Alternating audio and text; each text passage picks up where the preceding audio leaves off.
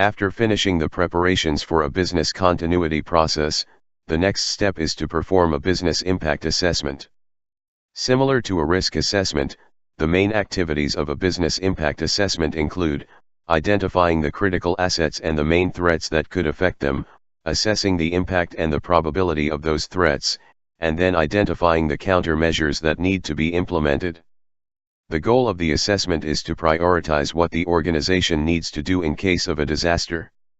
To be able to make a valuable prioritization, two decision-making methods could be used, which are the quantitative and the qualitative methods. The quantitative method assumes that the organization is capable of quantifying the value of their assets, the impact of the threats, and the cost of the countermeasures. Based on these figures, and using proper formulas, the organization would be able to make a reasonable prioritization decision. The qualitative method is used when it is extremely hard to get accurate figures on certain events or intangible assets, such as the business's public image, the customer confidence, or the personnel's skills and capabilities to fully implement the countermeasures. The main issue with the qualitative method is that sometimes it is hard to get all the members of the business continuity team to agree on the same opinion. The business impact assessment starts with identifying the critical assets and activities to the organization, which would cause the highest damage to the business if not protected when a disaster occurs. The team should prepare a comprehensive list with all the critical assets and processes, and then arrange it based on importance and sensitivity. It is recommended that each member of the team prepares the part of the list that corresponds to his area of expertise, and then eventually put all the parts into the final list, while agreeing on how the prioritization will be arranged.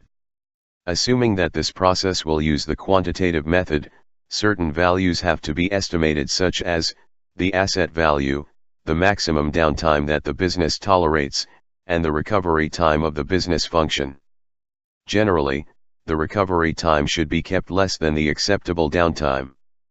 The risks that can be considered as disasters should be identified, which could be natural or human-caused. These risks should then be assessed to determine their impact and likelihood, where, for example, the natural disaster's likelihood increases in areas with similar witnessed events. The measurement of the likelihood is referred to as the annual rate of occurrence, which could be obtained from government institutes or insurance companies to some degree. The next step, which is the most critical one, is to assess the impact of this possible event on the business. Three figures, if calculated, could help in determining the impact of an event, which are the exposure factor, or the amount of damage an asset suffers, the single loss expectancy, or the loss each time the event happens, and the annualized loss expectancy, or the expected loss over the course of a year. The final step, and based on all the previous steps, is to prioritize what countermeasures will be deployed, which would determine how the organization's resources will be allocated.